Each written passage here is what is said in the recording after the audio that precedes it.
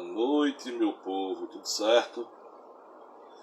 Bom, vamos começar mais uma live que eu esperei muito por ela, uma live que para mim pelo menos vai ser muito importante, é uma live que eu acho que vai agregar muito valor a mim e a quem assistir. Então assim, eu estou muito feliz porque eu vou convidar uma pessoa para participar, a Neide Braga, ela é lá de Salvador, Bahia, e eu acho que vai ser só aprendizado total. E é isso aí. Vou ver se ela já está online para a gente convidá-la para participar. Vamos ver. Até agora não. Vamos aguardar mais um pouquinho para ver se a Neide aparece. O tema dessa live é racismo estrutural. E é um tema que eu acho que é pertinente para a nossa sociedade, já que a gente fala muito que é uma sociedade que não é racista. Todos nós nos consideramos uma sociedade padrão. Vamos agora convidar a Neide para participar.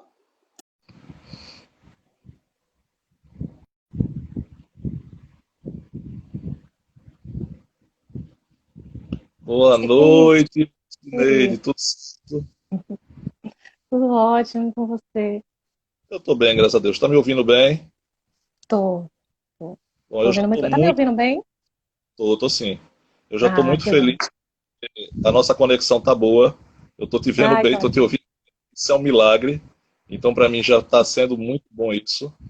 Queria lhe agradecer muito de coração por você ter aceitado esse convite, porque é um tema que, como Ok. eu te falei, eu tenho estudado muito esse tema, tenho me dedicado muito a esse tema e eu queria muito Uhum. aprender mais sobre esse tema. Então, assim, muito obrigado e seja muito bem-vindo ao Pernambuco Filosófico, que apesar do nome Pernambuco, representa o Nordeste todo, incluindo a sua terra, a Bahia, tá certo? Ah, que legal. Tá certo. Certíssimo. Podemos começar? Tá. Podemos sim. Tô muito feliz também por estar aqui. Tô um pouquinho nervosa, né? Porque eu não sou muito de internet. É a primeira vez, eu acho que eu faço ou participo de algo ao vivo aqui no Instagram. Então, realmente tô um pouco nervosinha, mas vamos lá. Vamos É o começar. primeiro de muitos que você vai fazer. Ah, que Maria. Deixa eu só dar uma boa Espero, noite espero. rapidinho ao Davi Acioli, ele está aqui presente, o Davi Acioli, foi um ex-aluno meu, Tá bom? ele está aqui dando um alô comunista, segundo ele fala. E a minha esposa Ana está assistindo também, um beijão para ela. Jéssica acabou de Olá, entrar, Ana. então bora. Vamos embora, que hoje à noite vai ser só de festa e Vamos. aprendizado. Então vamos começar a Vamos. nossa festa. E minha amiga, eu vou te deixar a primeira pergunta, que isso me aflige muito, mas que eu acho que você vai ser perfeita para explicar bem. Tá, vamos Racismo nessa. estrutural, Neide. O que nada é isto? Olha, Ernesto, vamos lá, né? Para falar sobre racismo estrutural, ó, primeiro, né, deixa eu falar. Eu não tenho muito costume, né, de falar para o telefone, né, mesmo tendo outra pessoa me escutando. Então, provavelmente eu vou olhar para cima, eu vou olhar para baixo, eu vou olhar para o lado. Então, Casa. né? Ó, eu penso que para a gente falar sobre racismo estrutural, né, é necessário a gente voltar, né? Voltar no passado, de preferência lá para o século XVI até o XIX, né? Que é onde chega chega o grande século, né? Que é o século da abolição. E e de forma muito breve, né? Até o próprio Silvio mesmo volta, só que o Silvio, quando ele bota no livro dele, né? Que é o que estamos falando hoje, é o livro Racismo Estrutural. Né? Deixa eu pegar lá de cá. Quando o Silvio volta, cadê você? Você que você tem. Quando o Silvio volta, né, ele volta no iluminismo. Né? Ele fala um pouco sobre a questão do Haiti, a Revolução de 1804, mas ele fica no iluminismo. Né? Só que eu acho que a gente deveria voltar um pouquinho mais. E aí, quem geralmente volta um pouquinho mais é essa mocinha aqui, que é Lilia Schwartz. Né? Tem esse livro dela, mas também tem uma biografia que ela faz do Lima Barreto e tem uma biografia que ela faz uma biografia do Brasil. Né? E aí ela volta um pouco mais. E aí Certo. ela volta de maneira muito simples, né? E ela explica um pouco como é que funcionou isso, que a escravidão não é o que geralmente as pessoas falam, né? Que sempre existiu. Não, a escravidão aqui no Brasil começou no século XVI, né? Primeiro teve, ó, o, quando chegaram aqui no Brasil, né? Que foi uma descoberta, que na verdade não descobriram nada, né? Porque já existiam pessoas aqui, os índios e tudo mais. Quando chegaram aqui no Brasil, eles fizeram uma parceria, né? Os portugueses fizeram uma parceria com a tribo Tupinambá. E quem narra muito bem essa parceria é Boris, né? Que é a história do Brasil com Cissa. Ele narra muito bem essa parceria, que logo de início é uma parceria que era vantajosa, né? Porque os índios entregavam a árvore pau-brasil, né? Que deriva do nome Brasil, Certo. e os portugueses trocavam com os índios por faca, né? Que naquela época eles já estavam mais avançados e tinham essas ferramentas, e aí trocavam. Só que aí os portugueses já estavam muito avançados, né, na Índia, que, por sinal, a Índia tinha o Uhum. grande 26%, né, da riqueza de Portugal. Como eles já estavam bem mais avançados, e aqui no Brasil tinha pouco, eles tiveram a ideia de começar a escravizar o índio, né? Começar o trabalho compulsório dos índios, né? Deixou de ser uma relação de troca para ser uma relação compulsória, né? Um trabalho compulsório. Só que os índios daqui eram diferentes, né, do que eles já estavam acostumados, porque aí já tinha escravidão, não no Brasil, mas já tinha escravidão. Então os índios aqui eram diferentes. E teve muitas revoltas, teve muitas guerras naquele momento. E aí eles resolveram que seria mais barato importar escravos para aqui, né? Então eles começaram a importar escravos da costa da África e trazia os escravos para aqui para o Brasil para dar início ao desbravamento, né? E aí começa, né? A Lília e o Boris, na verdade, a Lília fala que chegou aqui mais de 4,8 milhões de escravos, né? O Boris narra que chegou 4 milhões de escravos. Então, a gente recebeu uma quantidade imensa de escravos, né? Exato. Continuou, continuou explorando a mão de obra indígena, mas agora tinha um plus, né? Agora a gente tinha também, além dos indígenas, os escravos da África, né? Muitos vieram da África para aqui. Aí tá bom, né? A gente passou por esse período de desumanização, que a gente também não pode esquecer disso, né? Que foi um período de violência, de desumanização o tempo todo, onde as pessoas, né, deixaram de ser pessoas e passaram a ser coisas, né? Eram tido como um objeto. O Teixeira fala até que os escravos ele era um objeto móvel, né? Então, por exemplo, Isso. o livro é um móvel, a gente consegue fazer, levar para qualquer lugar, e os escravos também aqui eram conhecidos assim, né, como um objeto móvel. E passamos, né, chegamos aonde o Silvio inicia o livro dele, né, que é no período iluminista. Nesse período, que a gente está tratando aí especificamente do século XVIII, né, há uma mudança imensa, porque aí a gente sai do penso logo sou, né, para essa ideia, né, de revoluções, né, de algo novo. E aí os séculos das luzes, né, que é como é mais ou menos conhecido, traz essa ideia, né, de ideias novas, de fatos novos. E aí a gente dá origem a o que a gente chama de, deixa eu tentar lembrar aqui, que agora falando eu esqueci, de uma crise, né? A gente tem Uhum. uma crise no sistema e vem uma crise especificamente no Oriente Ocidental, no mundo ocidental, desculpa, né? E aí vem dessa crise o antigo regime, na verdade, ele começa a cair nessa crise, né? Só que aqui no Brasil a gente era ainda era a extensão de Portugal. Então, essa crise, essas Olha, manifestações. Oi? a gente foi o último país a liberar a escravidão, né? Sim, sim. Então, os resquícios caíram aqui, né? Então, primeiro quem iniciou a escravidão, quem deu partida, né, para as grandes potências, porque a gente tem em mente que as grandes potências eram os Estados Unidos hoje, mas na época não eram os Estados Unidos, na época era a França e a Inglaterra. Isso. E aí, primeiro a França veio, né, com o fim da escravidão, logo em seguida a Inglaterra veio, e o Brasil veio por último, né? Mas, e a Lília narra muito bem isso, que além do Brasil vir por último, ele veio de maneira conservadora, entendeu? Não foi assim uma forma concisa, né? Acabou a escravidão. Não, foi de formas graduais, né? Foram de formas. A lei veio de forma gradual. Então, primeiro a gente teve a lei do ventre livre, né? Que diziam que agora as crianças que nasciam não eram mais escravas. Só que aí Exato. tem uma contradição, né? Tem uma pequena contradição. Porque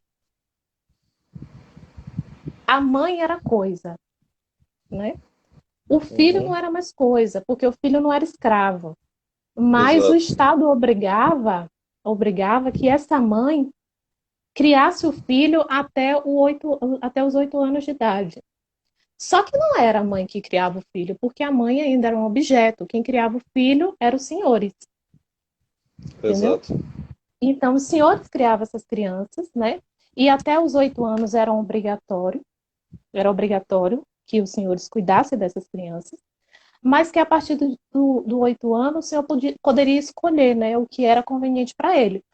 Ou ele entregava essa criança para o Estado e recebia uma indenização por essa criança, que aí para mim fica nítido que é o Estado comprando uma pessoa, né?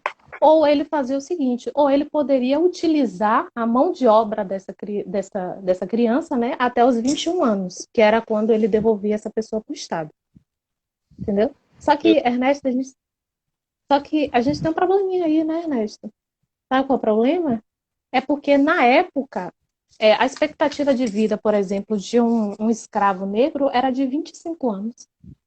Eu ia falar Entendeu? 35, mas ainda fui muito longe. A média já Não, é de geralmente era. 25. É, Mas 35 era dos Estados Unidos. Entendeu? eu, A eu própria lei. confundi, é, porque até isso, o americano tinha uma diferença do brasileiro, que ele tratava o escravo como se fosse um bem que pudesse ser vendido, repassado. Então ele dava um mínimo de condição a mais do que o brasileiro. Sim, Geralmente o patrão brasileiro, né, o dono do escravo da época, ele maltratava ao ponto do escravo não conseguir mais se manter é, são fisicamente e mentalmente para poder exercer a atividade dele. sim, sim, sim, sim. Né? Tinha até ferramentas, né? Que aí quem fala Exato.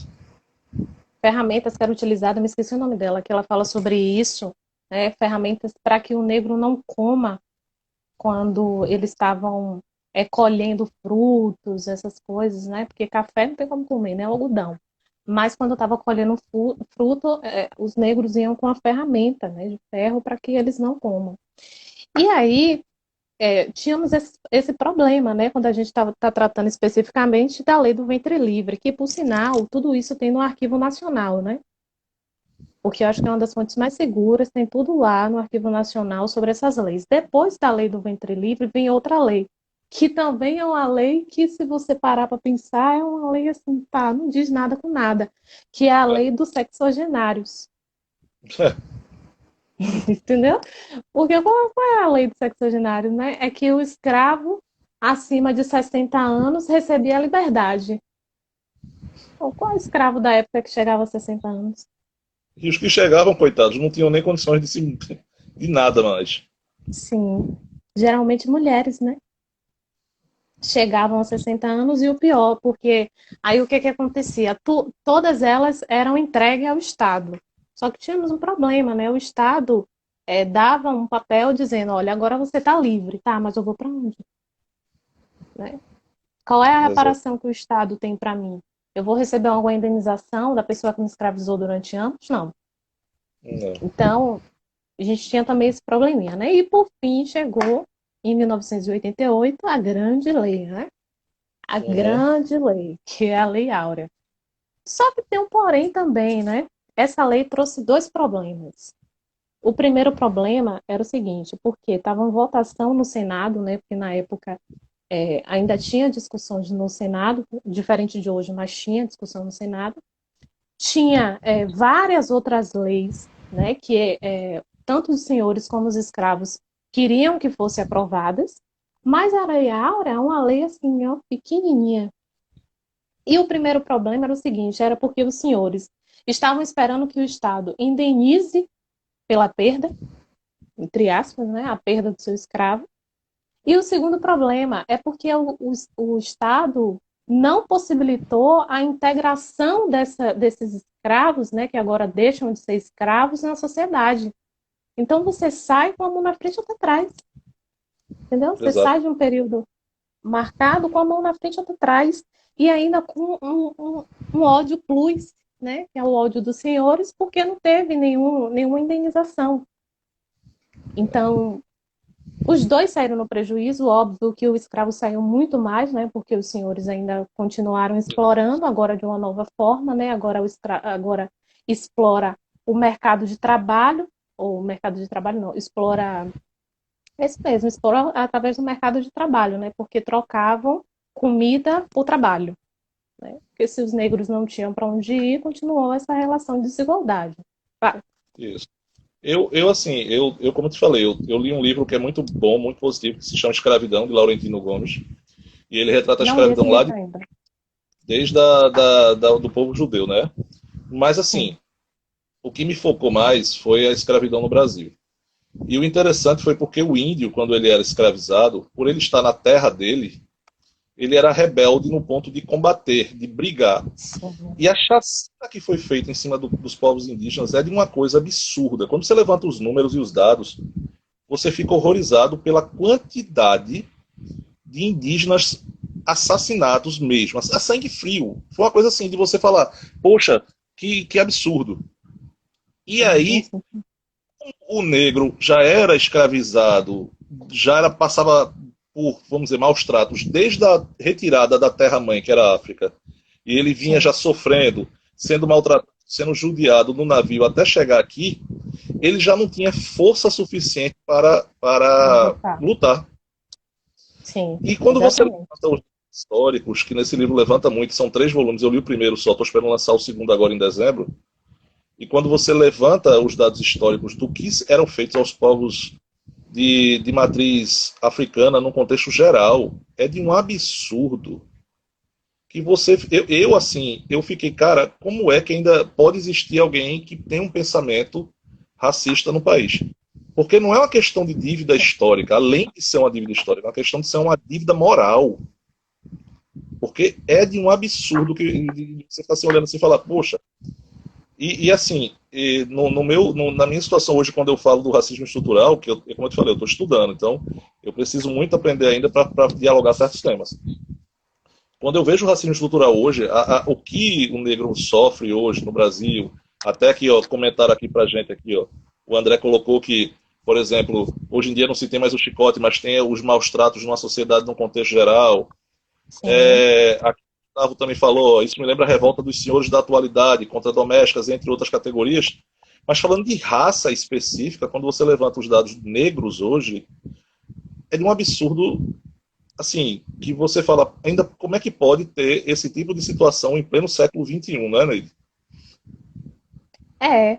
Mas aí é que está a situação, né? Porque depois da escravidão, agora você não pode mais escravizar o negro, agora você não pode mais utilizar da agressão física, né? Que era o que era utilizado na escravidão, para você manter a pessoa submissa, né? Porque agora existe uma lei, óbvio que mesmo depois da lei ainda teve muitos navios negreiros aí ilegais, né? Mas agora você não pode mais fazer isso porque existe uma lei que diz que o negro agora é um ser humano. Né? Agora existe essa lei que você não pode escravizar o negro. Já tem Só que aí cara tem um considerado. porém. Oi? Porque antes o pessoal não considerava, não era um ser humano, era como se fosse na época da escravidão, como se fosse um animal, era como se fosse um bem que ele comprou, como se comprou uma cabra, uma vaca, um cavalo, né? Sim, sim, sim, sim.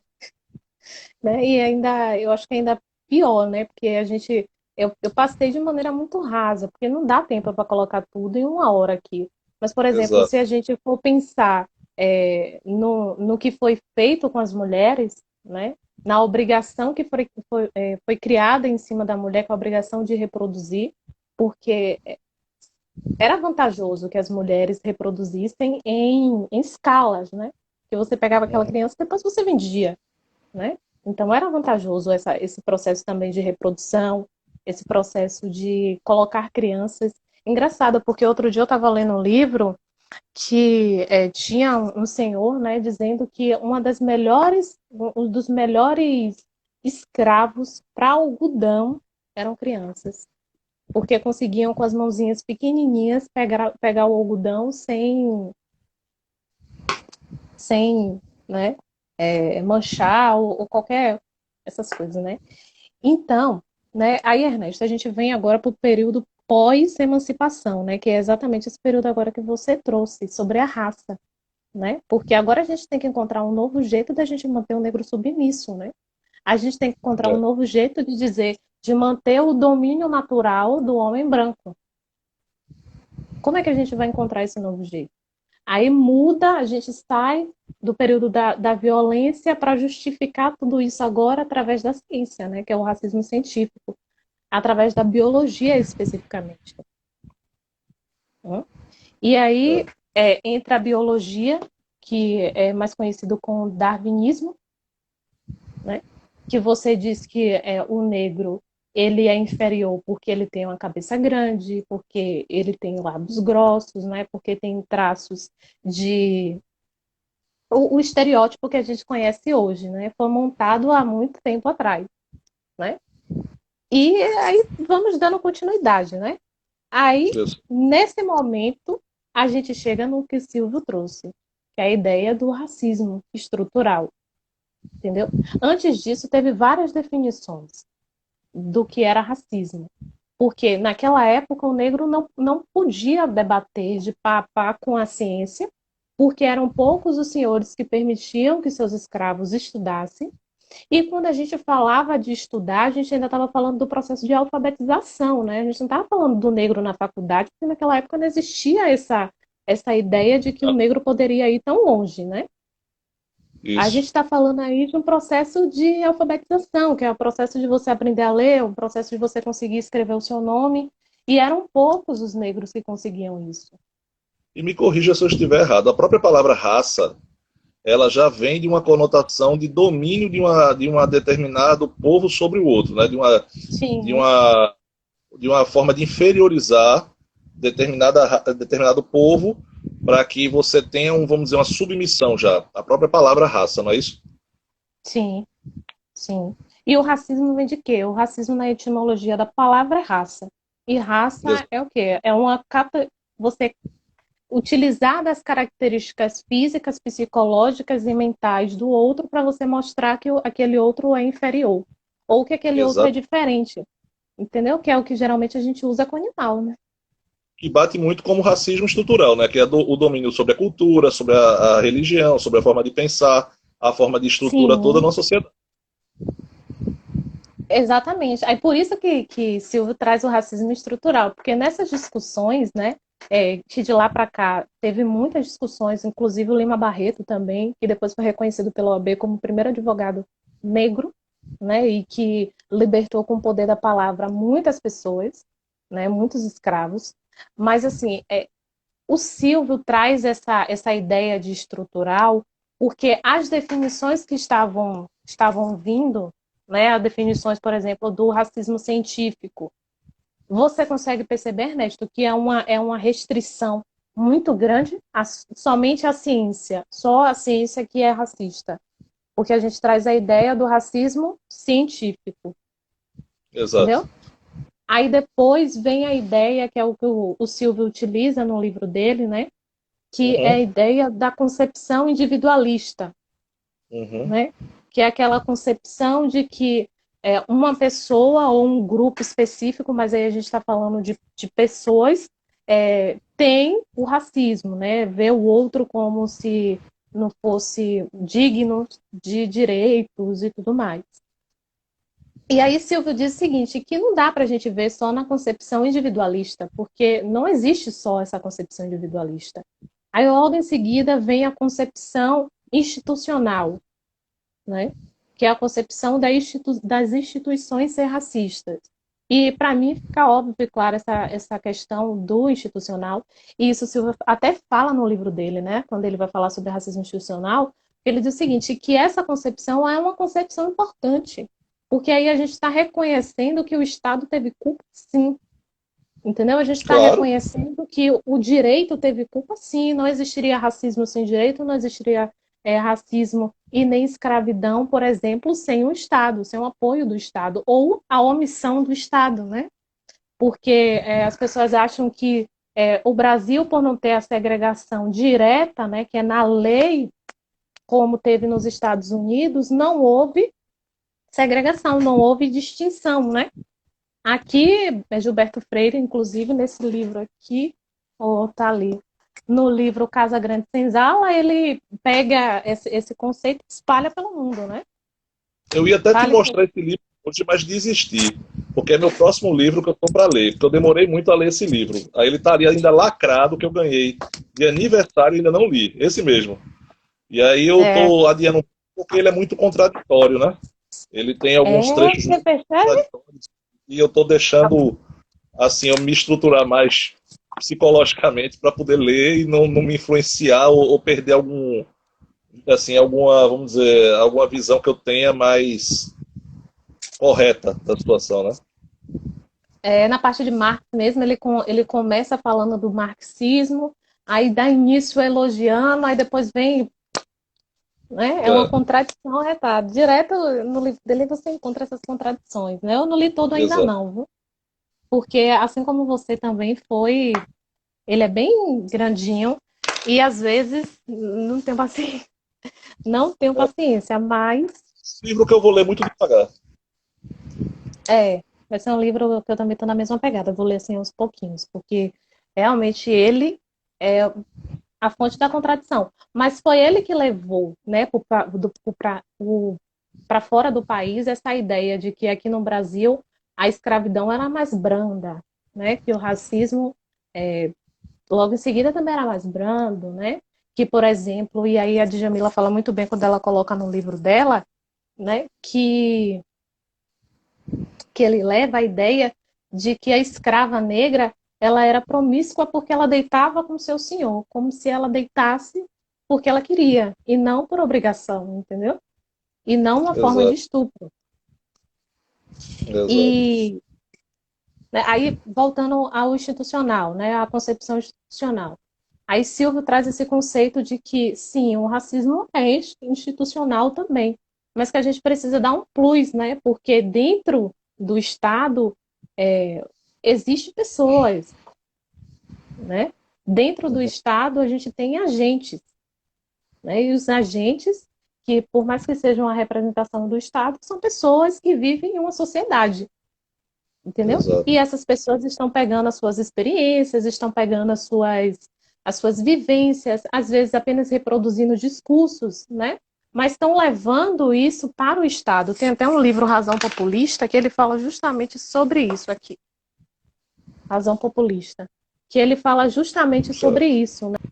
Você levar suas experiências para dentro do Estado, né? E aí Silvio diz, olha, se...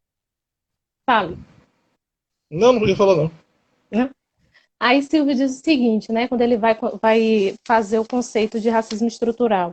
Ele diz, se existe, né, uma estrutura na sociedade que sustenta isso, é porque o racismo ele não é só institucional e não só individualista.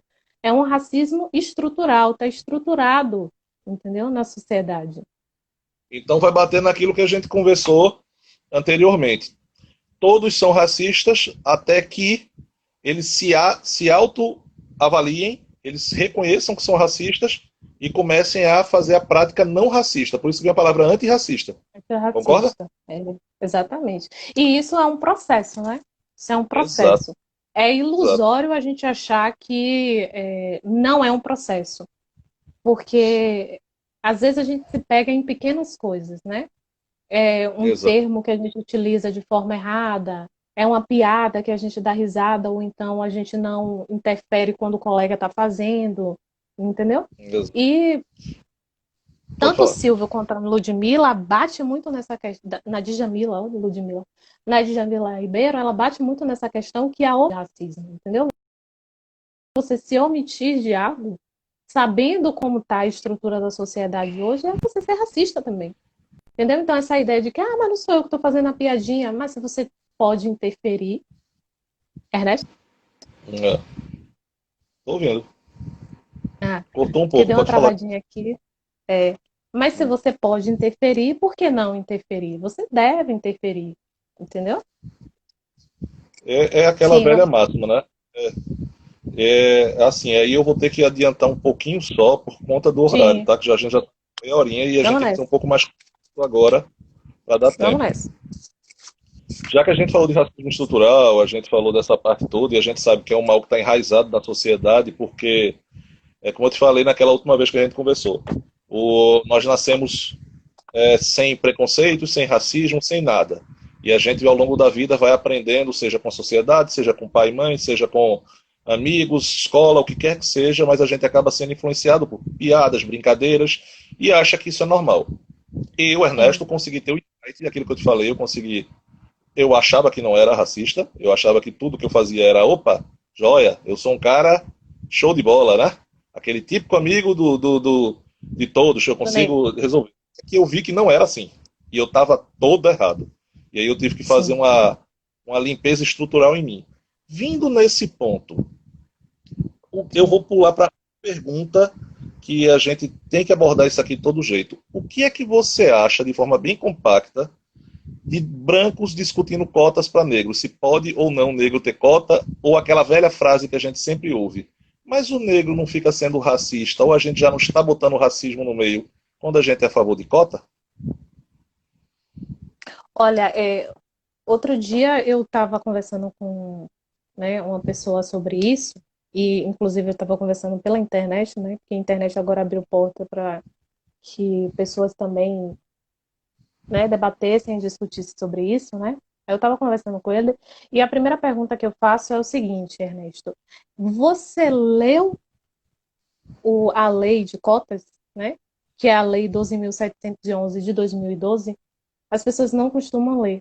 É uma lei que só tem uma página, né? Eu vi a discussão de cotas, inclusive o nosso querido aí, eu nem gosto muito de falar o nome dele, que está com um projeto de lei aí para mudar essa questão de cota. Vai vir muito mais forte, né? Porque em 2012 está se completando 10 anos e aí a gente vai precisar rever se esse processo de cotas vão dar continuidade ou não.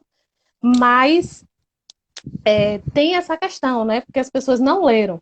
Porque geralmente, quando as pessoas vão discutir sobre cota, falam sobre duas coisas, né? A primeira coisa, mas por que não é cotas sociais e sim cotas raciais? Gente, isso é ilusão, entendeu? A lei está lá no artigo 1º, tanto no caput como no parágrafo único, tem lá dizendo que as cotas, elas não são somente cotas raciais, elas são cotas sociais também, porque, por exemplo, se o branco pobre for de escola pública, ele consegue entrar no sistema de cotas. Então, não dá para a gente dizer que cota só é racial, né? Que é o primeiro argumento que é utilizado quando você vai discutir essa questão de cota, né? Aí o segundo argumento utilizado geralmente mas o negro tem a capacidade de chegar lá, é, deveria ser chegar através do seu mérito. Aí a gente vem para a discussão da meritocracia, né? Mas a discussão da meritocracia parte de quando os dois estão no mesmo lugar. Não dá para você É, discutir meritocracia quando a pessoa está lá atrás, entendeu?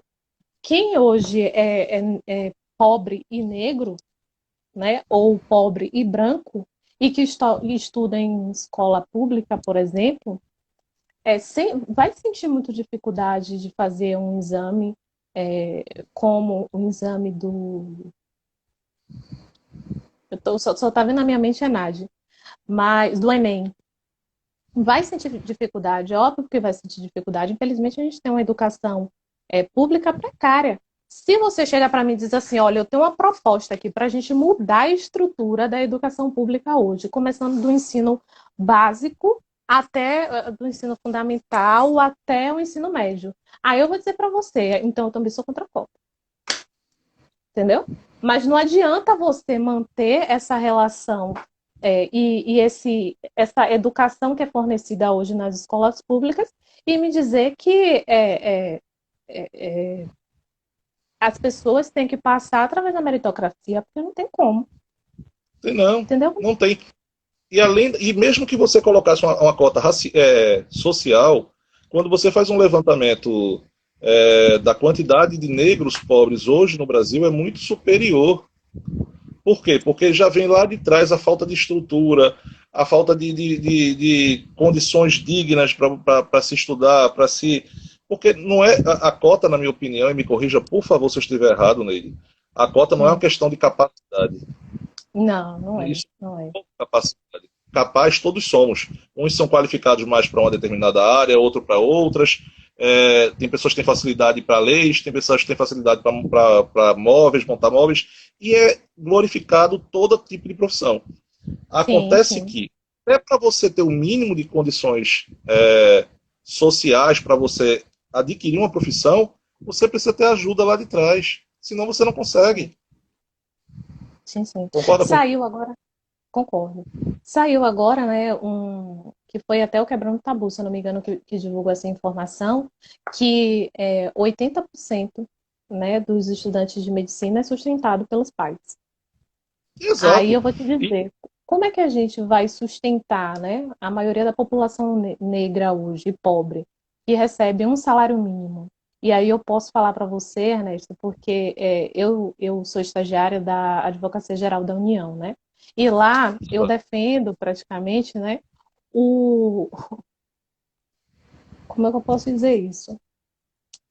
É um dos maiores, um dos maiores lotador de judiciário do país, que é o INSS, entendeu? E lá dentro do INSS eu trabalho com benefício assistencial, né, que é o LOAS, que tem como projeto ajudar pessoas miseráveis, idosos ou deficientes, né?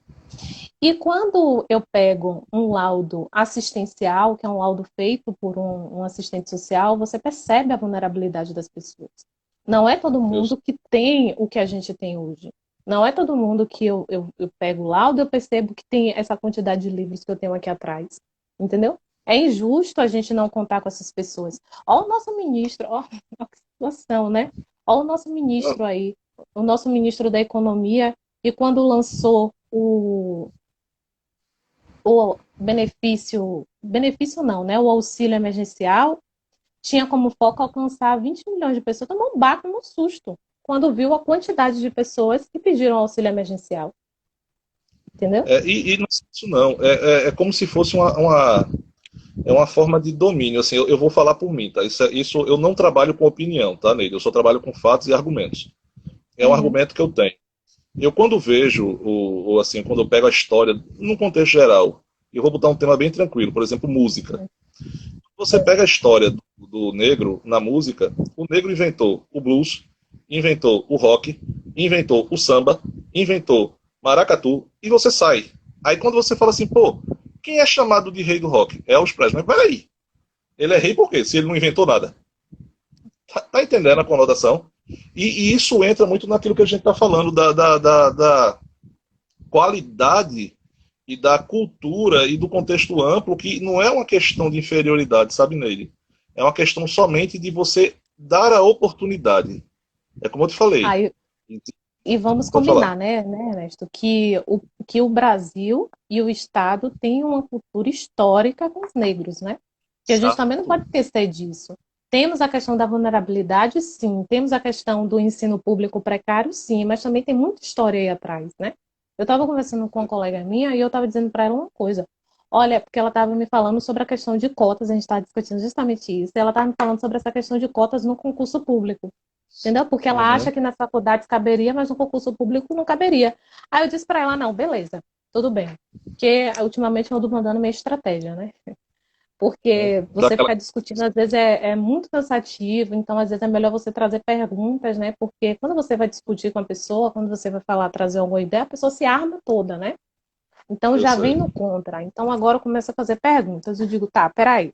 Você conhece, você sabe que, por exemplo, até 1936 o negro não poderia fazer um concurso público, porque isso era lei. Você tá entendendo? Impressionante. Isso era lei. Eu posso te É. mandar depois, por exemplo, a lei que está no Arquivo Nacional, que o negro não poderia fazer concurso público até 1936. 1936 foi há quantos anos atrás? Pouquíssimos anos. Então, houve uma proibição estatal, entendeu? Não é proibição de competência, de meritocracia, foi o Estado que disse, não vai fazer. Não vai fazer. Então, hoje O o Ney. Estado tem que sim. Não, pode terminar, termine, por favor. Então, hoje o Estado tem sim uma dívida histórica. E ele precisa pagar essa dívida, né? Já que não houve indenizações, por exemplo, depois do período da abolição, eles precisam pagar essa dívida da melhor forma possível. Ainda tem muita dívida ainda para ser paga, né? Olha, eu não lhe interrompo porque quero, não. É porque Eu sei. quando a sua fala chega atrasado para mim, eu acho que você concluiu. Aí eu falo quando eu vejo que você não concluiu, tá? Então vá Tá perdoando essa ótimo. falha. Não, Neide, que não. o papo tá bom, o tempo voa e a gente realmente tá com o tempo já já acabando. De tão bom que tá. Mentira. Olha, sendo mais rápido ainda, o Tá, termo fala. correto, negro ou preto? Ó, o IBGE classifica o negro como preto e pardo, entendeu? Então, Mas um não vejo nenhum preconceito, problema utilizar nenhum dos dois. então não tem nenhum preconceito usando algum dos dois termos. É, tem gente que não gosta de chamar de preto, né? Porque a depender da forma também que você chama, você está querendo humilhar a pessoa, né? Depender da forma. Não estou dizendo que a palavra, né, preto é que você humilha a pessoa. Mas, por exemplo, só podia ser coisa de preto quando você diz sobre uma miséria que aconteceu ou algo do tipo. Isso é uma forma de humilhar o Não, outro, né? Uma forma eu- de diminuir o outro.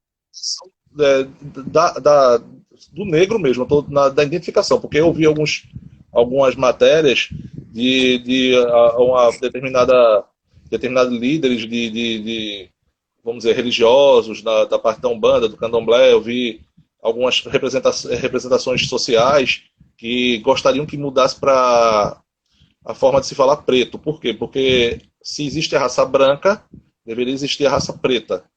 E a Mas palavra existe. negra e a origem, quando você fala da origem da palavra negra, já vem embasado de racismo, vem de negacionismo da parte de inimigo, né? Porque é uma palavra mais antiga. Aí eu vi esses comentários e assim, eu como não me aprofundei nesse tema, aí é que eu queria que tu explanasse, não explanasse que não dá mais tempo, mas assim, que É. explicasse rapidamente essa situação. Assim, se você, por exemplo, era a favor da mudança, as pessoas falarem assim, não, preto, ou se referindo a negro, também estaria tranquilo. Não, não sou a favor não sou a favor da mudança, não. Até porque eu sou a favor da história, né? E Uhum, se vai mudar por causa da história, por causa do peso da palavra negro, para mim não me interessa. Entendeu? certo. Eu acho que. Agora, tem pessoas que preferem ser chamadas de preta, né? Mas aí a gente está falando eita, subjetividade de cada um. Entendeu? Certo. Então, E aí, aí puxando disso, o lugar existe? o lugar de fala, cortou. Exato. O lugar de fala Cortou. existe? Olha, teve uma entrevista da Lília no Roda Viva, e Lília, quando se tratou de lugar de fala, ela falou uma coisa muito interessante, né? Que o lugar de fala hoje é, é quase uma reparação política, né? Porque a Djamila Ribeiro, ela traz o lugar de fala como, primeiro, a gente tem que entender, né? Djamila Ribeiro, ela traz o lugar de fala para as feministas negras, né? E o livro dela, Lugar de Fala, é direcionado para o feminismo negro, entendeu? E aí, o que é que ela diz aqui? Ela diz que sempre houve uma pirâmide. Na pirâmide, em cima tá o homem branco, depois do homem branco a mulher branca, depois da mulher branca o homem negro, depois a mulher negra. E a mulher Isso, eu negra li, foi, oi? eu li também sobre isso, é bem interessante. Sim, e a mulher negra, ela diz o seguinte, que foi calado por todos que estão acima da pirâmide. Então, agora, e tem algumas pessoas dizendo que agora o século XXI vai ser o século do feminismo negro, né? Então, agora, ela trouxe essa questão do lugar de fala, que não é um conceito específico dela, é um conceito de quilomba, que ela traz no livro dela, entendeu? Sobre essas questões do lugar de fala, e ela diz o seguinte, que o lugar de fala não é para você calar o outro, não é um discurso de calar o outro, mas você entender qual é a posição que você está. Entendeu? Se você, como homem branco, vai falar sobre o feminismo negro, você tem que entender que você não é uma mulher negra, que você não vai trazer as experiências, por exemplo, de uma mulher negra, porque só ela pode falar por ela, entendeu? Entendi. Então é esse o Entendi. conceito de fala de Djamila. E ela, até ela mesma reconhece no livro dela que houve um esvaziamento desse conceito na internet, porque agora as pessoas estão utilizando como forma de calar o outro. E não foi isso que ela trouxe no livro, né? Ela não traz no livro essa ideia de calar o outro. Ela traz no livro uma democracia. Ela quer que haja um espaço onde as mulheres negras também sejam ouvidas. Perfeito, perfeito, perfeito. Muito bom. Aquela pergunta que eu achei uma pergunta boba, desculpe por fazer, porque nós sabemos a resposta, mas como foi o povo e o povo é que manda, a gente tem que ser democrático. Existe negro Tá. racista? Minha nobre Neide. Rapaz, é uma pergunta, é uma pergunta realmente complicada, né? Aí eu chamaria Fanon, viu? Para responder essa pergunta, que é esse mocinho aqui, ó. Que ele fala sobre a subjetividade da pessoa, né? E tem até um livro que você estava lendo, que é A Pedagogia do Oprimido, de Paulo Freire, que ele também tem uma frase que me interessa muito, né? Você sabe que frase é essa? Você sabe que frase é essa que me Sua interessa? voz, você tem bagagem melhor do que eu para falar. Diga lá. A frase é o seguinte: quando a educação não é libertadora, já lembrou? O sonho do oprimido é ser o opressor, né? Então, eu lembrei porque eu vi que você estava com o livro no Instagram, né? É muito bom Então esse livro. É muito bom, muito bom. então a gente tem isso, né? A gente não pode esquecer também que é óbvio que existem negros que negam toda essa história, né? Muitos acham que a ideia de meritocracia é a ideia que deveria permanecer, principalmente tem negros aí que são contra cotas, né? Então, É. todos acham isso, mas eu penso o seguinte, Ernesto, aí eu vou para um discurso até mais psicanalítico, né, que é o discurso de Fanon, porque Fanon, ele trabalha em cima da psicanálise, pronto. Fanon, ele trabalha no discurso da psicanálise, e aí eu acho até melhor utilizar esse discurso, que é o discurso do grande outro, entendeu? Que é você pegar esse discurso que sempre foi apresentado por você e agora você reproduzir esse discurso, entendeu? Exato. E aí E por aí, isso que eu acho pode falar. E aí, por isso que eu achei interessante encaixar essa frase de Paulo Freire, né? Olha, esse livro de Paulo Freire, ele é de um aprendizado. Ele é de uma genialidade. Em Nesse- 1963, se você pegar e ler ele, e assim, você lê grifando, não parece que você está vendo a história do Brasil hoje. É uma coisa assim que você fala, como é que pode? O cara parecia Nostradamus, estava vendo além do tempo. Um dia eu vou chegar nesse nível, por enquanto ainda estou a piabinha. Neide, E para ele está fechar as recebendo? perguntas. Tá. Oi? Pode Não, ir. pode falar. Eu não, é que eu não vi. Ele agora está sendo massacrado, né? Não, mas deixa A isso para lá. educação de Paulo Freire, né? Eu não quero infectar a nossa live com esse povo, não. Deixa esse povo para lá, pelo amor de Deus.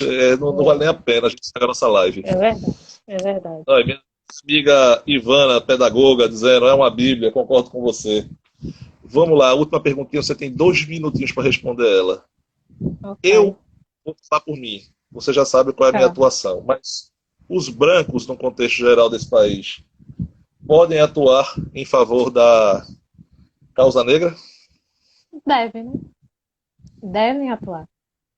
por tudo. É uma obrigação, né? É uma obrigação, como você falou mais cedo, é uma obrigação moral, é uma obrigação ética, né? Reconhecer o seu lugar também de privilégio, entender que você já está na frente por ser branco, porque se a gente está falando de discriminação, a gente está falando de racismo, tem alguém aí que é o superior na história, e essa pessoa que está como superior, ela precisa entender isso e aplicar isso também na prática, né? Que é o que o Manual Antirracista de Djamila tenta mostrar, né? Que você deve aplicar isso na prática.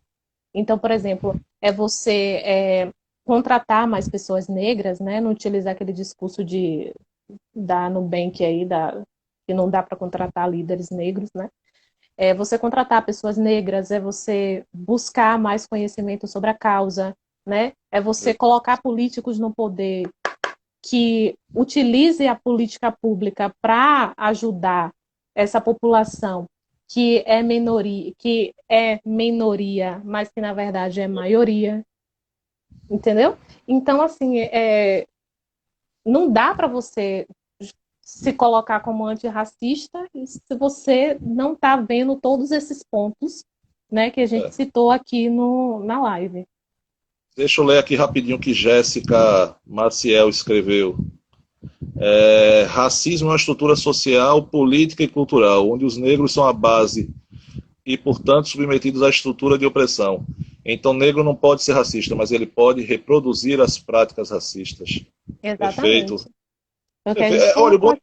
são os inteligentes é isso, que só aparece gente inteligente aqui na live e a gente fica aprendendo. É muito massa, eu gosto pra caramba. Até porque só, tem uma coisa, né? Ele pode ainda falar. continua sendo negro e continua ainda no grupo dos oprimidos, mesmo reproduzindo esse discurso. Porque isso não depende dele. Por isso que é um racismo estrutural, porque não depende da pessoa, né? Deixa eu dar minhas últimas colocações finais, aí eu vou deixar o palco para você pro finalzinho. Pessoal, uma coisa me incomodou muito recentemente, porque eu via muitas pessoas que eu sei que não são racistas no coração, mas reproduziram práticas racistas, até por serem casados com negros e negras. Eu vi muito nas redes sociais aquela história. Ah, mas a Maju Coutinho não é a primeira apresentadora da TV brasileira. Existia a Glória Maria antes. Ah, mas a Maju não sei o que lá. Ah, porque não sei quem não foi o primeiro. Gente, deixa eu explicar um negócio a vocês. Me corrija, viu, Neide, se eu estiver errado. Uma coisa é você ter, durante todo o tempo na TV brasileira, participação de negros na frente da tela. Outra coisa é você dar vamos dizer, a primeira vez que você viu um negro apresentando como âncora um telejornal brasileiro. Então a gente tinha que dar palmas o tempo todo e elogiar e nunca criticar. A gente nunca pode menosprezar ou achar que é uma prática normal, porque a gente viu uma apresentadora negra na TV. A gente tem que ver várias. E várias, e várias, e vários, e vários, e vários, junto ao lado, como chefia, mandando, desmandando e obedecendo e trabalhando em conjunto com brancos, negros, índios e por aí vai. Porque só assim é que a gente vai conseguir chegar. Então eu vi um ataque dessa prática dizendo assim, mas ela não foi a primeira, não. Ela é a primeira a ser âncora de um telejornal em rede nacional. E isso é muito positivo. E aí, só para te dar a fala final, porque a gente está na reta final mesmo, a quem está assistindo e quem vai assistir depois no YouTube, mais uma vez, esse projeto Pernambuco Filosófico, ele não tem nenhum fim lucrativo. Eu não pretendo ser um vlogueiro, não pretendo ser um blogueiro, não pretendo ser um astro do pop do YouTube. Eu sou apenas um professor que estou tentando levar um pouco de informação à grande massa, de tanto que a gente vê desinformação e cultura equivocada. Quem puder dar força divulgando o canal Pernambuco Filosófico, vou ficar muito grato. Quem puder se inscrever, vou ficar mais grato ainda, porque quanto mais inscrições, mais pessoas vão poder visualizar. Todo tem um tema massa que a gente traz. Eu espero contar com o Neide novamente no ano que vem. Quinta-feira agora eu estou falando uma live sobre Chico Science e Nação Zumbi, com meu amigo Thomas Redbanger Lima. Aí nessa live vocês não sei se vão aprender muita coisa não, que a gente vai rir um bocadinho. Mas vai ser bom que a gente vai tratar toda a cultura regional que tratava aqui em Pernambuco e no Brasil todo, com maracatu, caboclinho, por aí vai. Neide, o palco é teu. Te despede, dá tuas mensagens, dá teu show, que tu tem 4 minutos. Primeiro eu venho agradecer, né? Muito obrigada pelo convite, mesmo eu não sendo especialista da área, porque eu não tenho mestrado nem doutorado e nem cursos, né? Não, tem um curso de extensão, que eu fiz alguns cursos de extensão na UFBA sobre o assunto, mas não tenho uma graduação sobre, né, que trate melhor esses temas. Mas é um assunto que realmente me interessa, porque é um assunto que eu vivo, né? Eu assumi meu cabelo há 15 anos atrás e eu sei o que é você passar por discriminação e racismo e tudo mais. E a melhor forma da gente mudar esse sistema que está aí hoje é justamente se questionando, né? É você se questionar o tempo todo, é você ler sobre racismo. Às vezes é cobrado demais que o negro ensine sobre racismo, mas a gente não tem como ensinar. Né? Se a gente passa um passo a passo, se a gente passa uma lista de checklist, vai ter uma hora que você vai cansar, entendeu? Vai ter uma hora que não vai ser mais interessante você seguir aquela lista. Então é muito melhor você mesmo chegar às suas conclusões. É melhor quando você lê, é melhor quando você assiste um filme, quando você assiste uma série, né? E você se emociona com aquilo, e você começa a perceber as injustiças do sistema penal, as injustiças dos estados, né? Que aí eu falo os estados, né? Globais, que não só a gente, mas a gente está vendo agora os Estados Unidos aí o que está acontecendo, pegando fogo justamente por causa desse tema. E eu quero dizer, né, que a gente precisa evoluir muito ainda, entendeu? A gente deveria ter tocado o terror praticamente, né, quando a Agatha foi assassinada, né? A gente ainda está muito passivo. A gente precisa avançar sobre isso. A gente precisa se questionar mais. As pessoas que estão no poder, ela precisa entender que enquanto a gente tiver esse sistema racista, a gente não vai evoluir, entendeu? O Brasil, ele hoje prefere manter esse sistema racista do que dar um passo para frente, entendeu? É, é, é quase... É difícil até você falar sobre isso, porque não tem como, entendeu? A gente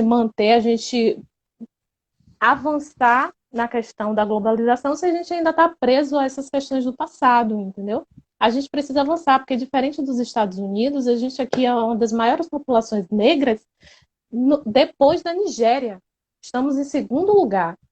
E é um local que a gente ainda tem essa ideia de que o racismo aqui foi brando, que o racismo aqui é brando e não é, entendeu? Tem um livro aqui que fala que a gente mata mais do que muitas guerras, né, Exato. sobre essa questão do racismo. A gente mata mais do que muitas guerras e a gente precisa se questionar sobre isso.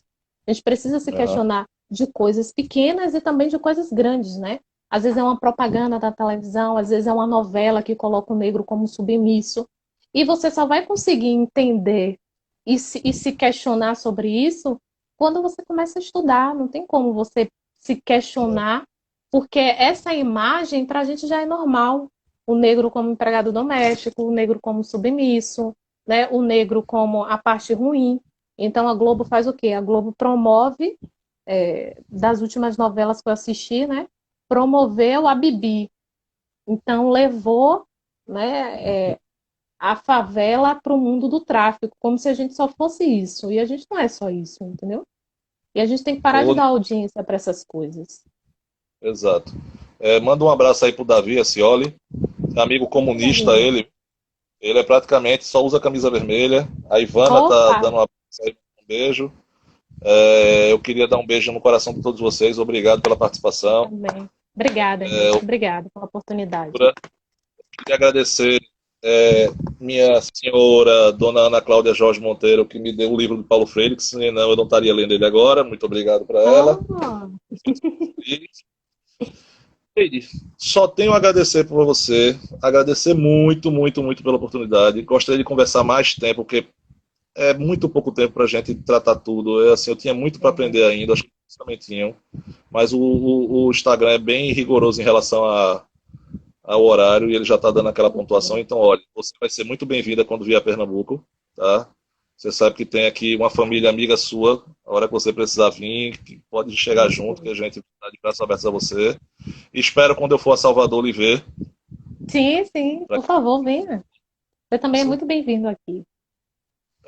Obrigado, é uma terra que eu gosto muito, já fui algumas vezes e assim, pretendo voltar o mais breve possível.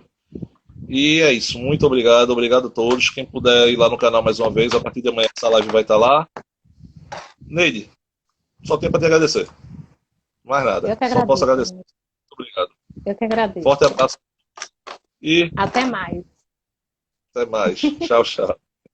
Tchau.